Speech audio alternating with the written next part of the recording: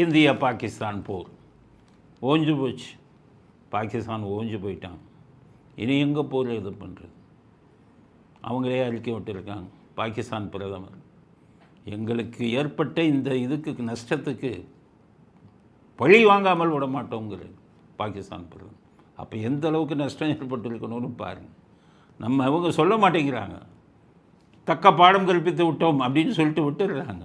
என்ன பாடுபட்டான், என்ன ஆச்சு, யாருமே வெளியில் சொல்லாமல் விட்டாங்க. என்ன பரிதாபம் வந்துடும் அப்படின்ட்டு பீஸாக நாராக பிச்சு எடுத்தாச்சு. பாகிஸ்தான் பிரதமர் ஃபஸ்ட்டு எடுத்த உடனே வெற்றி அடைந்து விட்டோம்னாரு. வெற்றி அடைந்து விட்டோம்ட்டு சொல்லிட்டு என்ன சொன்னாருன்னு கேட்டிங்கன்னா, பயந்துட்டு தான் என்கிட்ட பேச்சுவார்த்தைக்கு வந்தாங்கன்னாரு. அமைதியாக இருந்தாங்க இந்தியாவை அதிகாரிகளும் சரி இவங்களும்.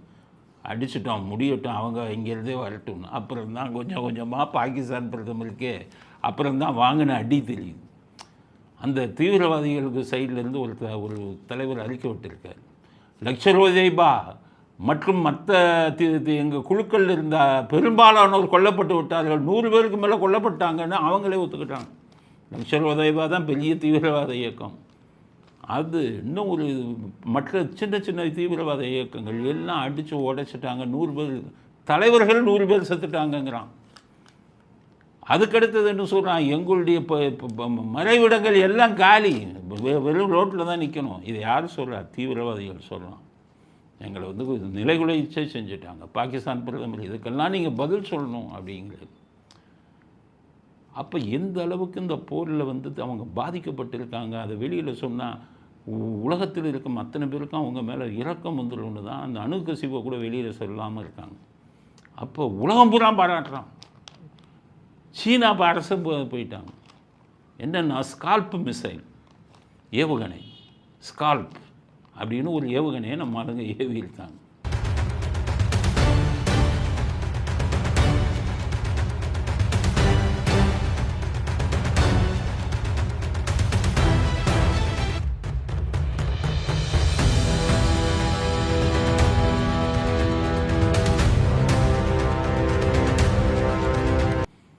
இது எப்படின்னு கேட்டிங்கன்னா, வான்வெளி பாதுகாப்புன்னு இருக்குது. நம்ம இதில் S-400 இது மாதிரி இருக்கிற மாதிரி பாகிஸ்தான்கிட்டே நிறைய வான்வெளி பாதுகாப்பு ஏவுகணை இருக்குது. வான்வெளி பாதுகாப்பு இது இருக்குது. அதை வச்சுக்கிட்டு அந்த ரேடாரில் கண்டுபிடிச்சிருவாங்க. இப்போ வான்வெளி பாதுகாப்பு நம்மகிட்ட இருக்குன்னா, பாகிஸ்தான்கிட்டருந்து ஒரு ஏவுகணை வருதுன்னா நம்ம ரேடார் கண்டுபிடிச்சிடும். எவ்வளோ உயரத்தில் வருது கண்டுபிடிச்சிட்டு அதை வானத்திலேயே அடித்து தூளாக்கிடுவாங்க. இதுதான் வான்வெளி பாதுகாப்பு. S-400 அப்படிங்கிறது மட்டும் நிறைய பேர் S-400 வச்சு ஜெயிச்சுட்டாங்க. S-400 மட்டுமில்லை, S-400 ரஷ்யா. அதுக்கப்புறம் இஸ்ரேலோடு சேர்ந்து இருந்த சில ஆயுதங்கள் இந்தியாவை காப்பாற்றுச்சு. இஸ்ரேலோடு சேர்ந்த சில ஏவுகணைகள் அது இந்தியாவை காப்பாற்றுச்சு. எப்படின்னா, இந்த ஏவுகணையெல்லாம் செஞ்சுருவான், எல்லா நாடும் வாங்கிடுவாங்க. ஆனால் அது எப்படி செயல்படுங்கிறத சண்டை வந்தால் தான் தெரியும். அப்போ தான் அந்த ஏவுகணையோட லட்சணம் தெரியும். இஸ்ரேல் இது ஏன் ஒர்க் ஆச்சுன்னா, இப்போ நடந்த சண்டையில் ஈரான் அடித்தாங்க. ஈரான் அடிக்கும்போது தான் இஸ்ரேல் ஏவுகணை வான் பாதுகாப்பு எந்த அளவுக்கு இருந்ததுன்னு சொல்லி இந்தியா இஸ்ரேல் டெக்னாலஜியில் உருவாக்கப்பட்டது தான் அந்த இஸ்ரேலின் இது வான் பாதுகாப்பு. இதெல்லாம் இருந்து தான் அவங்க அடித்தாங்க. ஆனால் அப்போ நம்ம வான் பாதுகாப்பு வச்ச மாதிரி அவனும் வான் பாதுகாப்பு வச்சுருக்கான்ல. அப்போ நம்ம ஏவுகணை போடும்போது அவன் ரேடார் கண்டுபிடிச்சி அடிச்சிருக்கணும்ல, ஏன் அடிக்கலை? அதுதான் கேள்வி. உலகத்தில் இப்போ எல்லோரும் கேட்குறான். சைனா கேட்குறாங்க, எப்படிப்பா நம்ம கொடுத்த ரேடார் அவன் அங்கே அடித்த அது ஏவுகணையை கண்டுபிடிக்காமல் விட்டுச்சு அப்படின்னா, இதில் நல்லா ஒரு விஷயம் புரிஞ்சுக்கோங்க, முக்கியமான விஷயம். இந்த ஏவுகணைகளை கண்டுபிடிக்கிற ரேடார் இருக்க, அது உயரத்தை வச்சு தான் கண்டுபிடிப்பான். 150 to 200 கிலோமீட்டர் உயரத்தின் வரை எந்த ஏவுகணைகள் வந்தாலும் ரேடார் கண்டுபிடிச்சிடும். ரேடாரோட இது. ஸோ நம்ம ஆளுங்க இந்தியா என்ன பண்ணிட்டாங்க, உலகத்தில் யார்கிட்டையுமே இல்லாமல் ஸ்கால்ப் ஏவுகணைன்னு ஒன்று கண்டுபிடிச்சி வச்சுருந்தான். அவன் என்ன பண்ணால், அந்த ரேடார் எல்லாம் உயரத்தில் போகிறது தானே கண்டுபிடிச்சது, கீழே போகிறத கண்டுபிடிக்க முடியாது. அதனால் 20 to 30 மீட்டரில் போகிற மாதிரி ஏவுகணை, தரையிலிருந்து 20 to 30 மீட்டரில் போகிற மாதிரி ஏவுகணை. அதை ரேடாரால் கண்டுபிடிக்க முடியலை. ஏன்னா உயரத்தில் போகிறவங்க இதைத்தானே கண்டுபிடிக்கும்.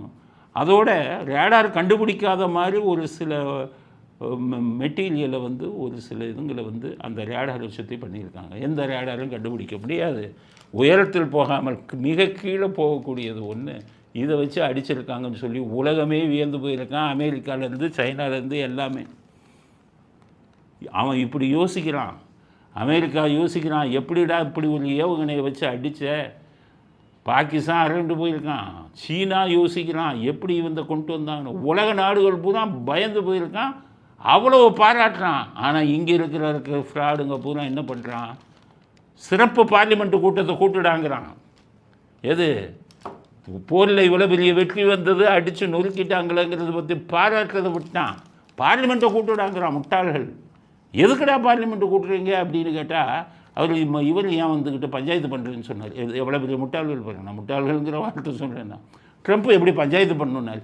ஜெயிச்சதை விட்டுட்டான், பாகிஸ்தானை அழிச்சிட்டாங்க, விட்டுட்டான். நீ எப்படி ட்ரம்ப் ஏன் சொன்னாருன்னு அப்போ போய் அமெரிக்கா பாராளுமன்றத்தை கூட்ட சொல்லி அந்த பாராளுமன்றத்தில் ட்ரம்ப்பை கேட்க சொல்லுங்கள். ஏன்ப்பா நீ மத்தியஸ்தம் பண்ணுறேன்னு சொல்லி அங்கே போய் கேட்க சொல்லுங்கள். அந்த முட்டாள்களை அங்கே போக சொல்லுங்கள். இங்கே எதுக்கு கூட்டுற நீ? அவர் சொன்னார்னா அங்கே போய் கேளு. மத்தியஸ்தத்தை ஏற்றுக்கொண்டார்களா, அங்கே போய் கேளு. அதுக்கு ஒரு சிறப்பு பாராளுமன்ற கூட்டத்தை கூட்டினான். சரத் பவார் ஒரு ஆள் தான் சொல்லிட்டாரு, தேவையில்லைப்பா, ஒத்துக்கங்கப்பா, அவங்க இவ்வளவு திறமையாக அடிச்சுட்டாங்க, பாராட்டுங்கப்பான்ட்டு. இந்த மற்ற முட்டாள்கள் பூரா சொன்னான் கூட்டு. அது ஒன்று. ரெண்டாவது, எப்படி அவருக்கு தெரிஞ்சது, கூட்டுங்கிறான். இந்த ஏவுகணை அடிச்சதை விட்டான், இதை விட்டான், அவருக்கு எப்படி தெரிஞ்சது? இப்படி முட்டாள்கள் இருந்தால் என்ன? மத்திய பிரதேசத்தில் பாகிஸ்தானுக்கு ஆதரவாக பேசினவங்கள போலீஸ் அடி பின்னி எடுத்து கூட்டிகிட்டு வரான். அந்த வீடியோவை பாருங்கள். மத்திய பிரதேச மாநிலம் போபாலில் பாகிஸ்தானுக்கு ஆதரவாக முழக்கங்களை எழுப்பி இளைஞர்களுக்கு தர்ம அடி விழுந்துள்ளது. இது குறித்த கூடுதல் தகவலை செய்தியாளர் ரமேஷ்குமார் வழங்கியிருக்கலாம். ரமேஷ்குமார் வணக்கம். அந்த இளைஞர்கள் என்ன கூறினார்கள்? இது தொடர்பான முழு விவரங்களையும் பதிவு பண்ணுங்க.